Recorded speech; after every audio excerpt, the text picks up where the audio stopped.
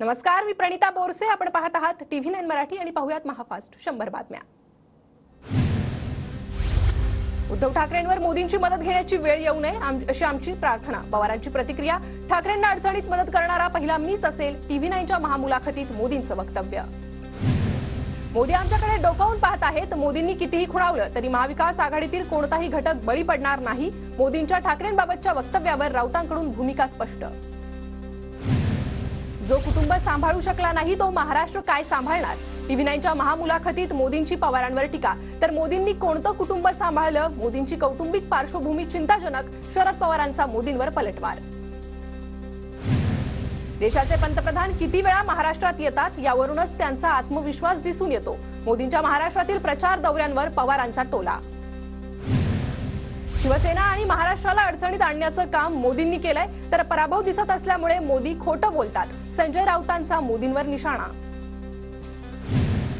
ठाणे कल्याणमधील गुंड मिळून शिंदेंचा पक्ष तयार झालाय. शिंदेंचे पुत्र गुंडांना पक्षात प्रवेश देतात तर राज्यात गुंडांचं राज्य याला फडणवीस जबाबदार. राऊतांचा हल्लाबोल.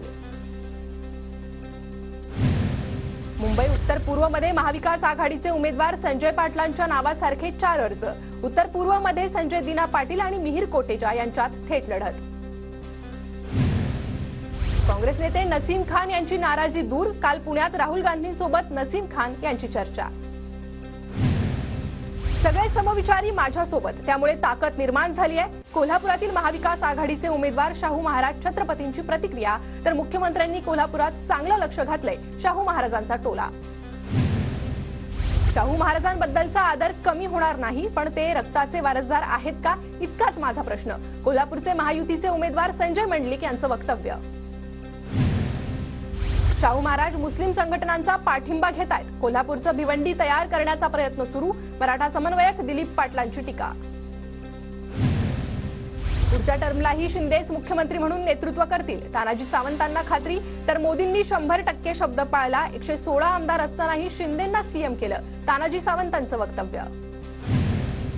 मनसे नेते अविनाश जाधवांनी केलेल्या मारहाणीचा सीसीटीव्ही व्हायरल. सराफाच्या मुलाला मारहाण करतानाचा सीसीटीव्ही समोर. अविनाश जाधवांवर आधीच खंडणीचा गुन्हा दाखल. कांद्यावरची निर्यात बंदी उठवली. केंद्र सरकारचा मोठा निर्णय. आता 40% निर्यात शुल्क लावून सर्व देशांमध्ये कांदा निर्यात करता येणार. कांदा निर्यात बंदी हटवल्यानंतरही शेतकरी व्यापारी नाराज. निर्यात बंदी दरम्यान झालेल्या नुकसानाची भरपाई देण्याची मागणी. कांद्याचे बाजारभाव वाढल्याने शेतकऱ्यांना दिलासा तरीही नाराजी कायम. शेतकऱ्यांच्या कांद्याला चांगला भाव मिळणार हे विरोधकांना मान्य नसेल. निर्यातीवर इतर देशांप्रमाणे शुल्क पण शेतकऱ्यांना फायदा होणार. भारती पवारांची प्रतिक्रिया. कांदा निर्याती बंदीमुळे 5 महिन्यात शेतकऱ्यांचं प्रचंड नुकसान. निवडणुकीत फटका बसू नये यासाठी मोदींनी निर्यात बंदी उठवली. रोहित पवारांचा नरेंद्र मोदींवर आरोप. कांदा निर्यात बंदी उठवण्याचा निर्णय शेतकऱ्यांच्या डोळ्यात धूळफेक. निर्यात शुल्कामुळे शेतकऱ्यांना फायदा होणार नाही. स्वाभिमानी शेतकरी संघटनेच्या संदीप जगतापांची प्रतिक्रिया.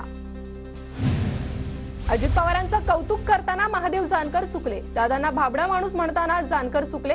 लक्षात येतात चूक सुधारली. बहिणीने भावाच्या घरी जास्त दिवस राहू नये. बहिणीने भावाच्या घरी न राहता तिच्या घरी जावं. महादेव जानकरांचा सुप्रिया सुळेंना खोचक सल्ला. शरद पवारांनी माढ्याचे खासदार होऊन पाणी बारामतीला पळवलं. रणजितसिंह नाईक निंबाळकरांची पवारांवर टीका. तर पवारांनी पळवलेलं पाणी फडणवीसांनी माघारी आणलं. निंबाळकरांचं वक्तव्य.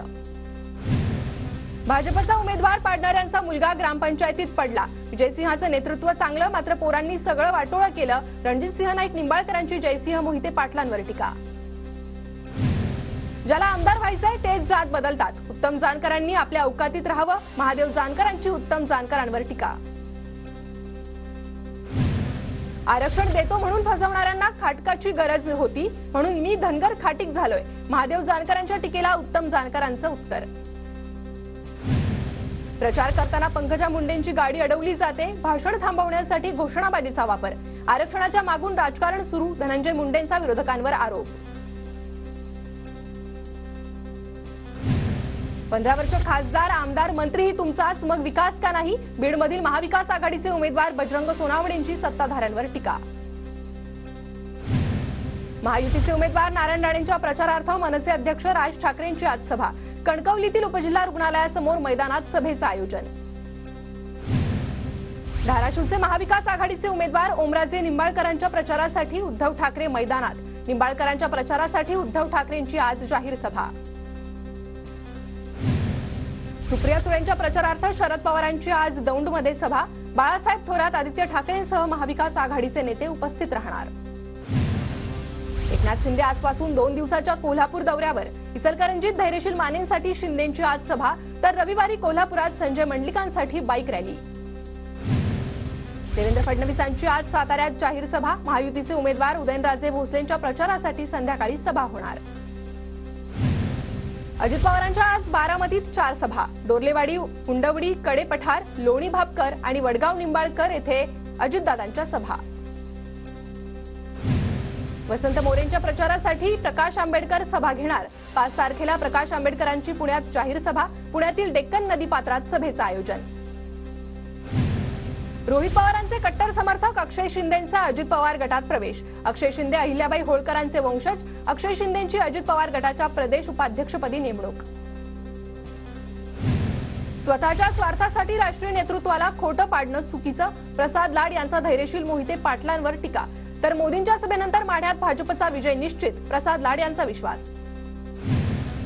देशात पक्षांच्या राजकीय दहशतवादात वाढ. कुणी हिंदू तर कुणी मुस्लिम खतरे में है असं म्हणतं, पण देशात शेतकरी आणि मजूरच धोक्यात आहे. बच्चू कडूंचा सरकारवर टीकास्त्र. आणीबाणीच्या काळात काँग्रेसकडून 80 वेळा संविधानाची ऐशी तैशी.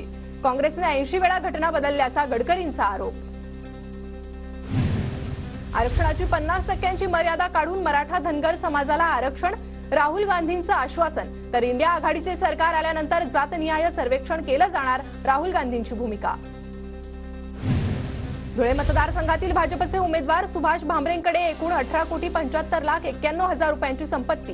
2019च्या तुलनेत मालमत्तेत 2,89,40,000ची वाढ.